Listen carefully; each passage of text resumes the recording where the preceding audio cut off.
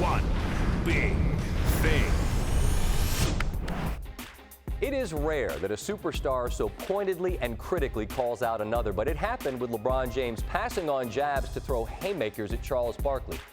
The term shot fired, I think, is overused. You can label this whatever you'd like, but it was the type of thing that as I read it very late last night or early in the morning made me say out loud, damn. And that rarely happens. What catches my attention is how specifically James rattles off the critiques, and it reminded me of when he was on with us after the Cavs won the title last year, and I'll tell you why. Back in June, James had a laundry list of the specific moments where Cleveland sports fans had been brutally disappointed.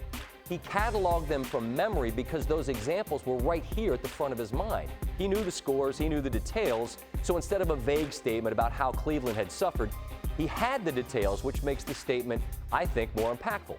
After Barkley called James inappropriate and whiny for his comments about the Cavaliers roster, LeBron decided he wasn't going to allow Barkley's comments to go unchecked. Quote, "I'm not going to let him disrespect my legacy like that," close quote.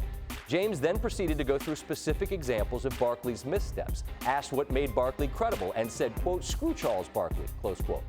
Dwayne Wade backed his former teammate, saying Tuesday about James, "Thank God he finally said something," while saying of Barkley, "He's acting like he just walks on water." Now, people love Charles. I love Charles because he says whatever he thinks. He's the star of TNT's Inside the NBA, which, as you know, is as popular a sports show as there is on television. I was interested to see what specifically Charles chose to respond to because there was a lot to unpack. He went on Chicago radio with Waddle and Sylvie, and Barkley had the following. This notion that we have to be friends, we're never going to be friends. You know, my job is to do my job, but I do understand this is a different generation where anytime you say something about young guys, they take it personally.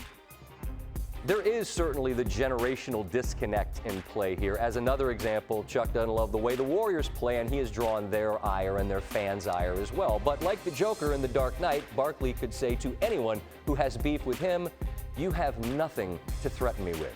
It's just unusual to see one giant challenge another so forcefully.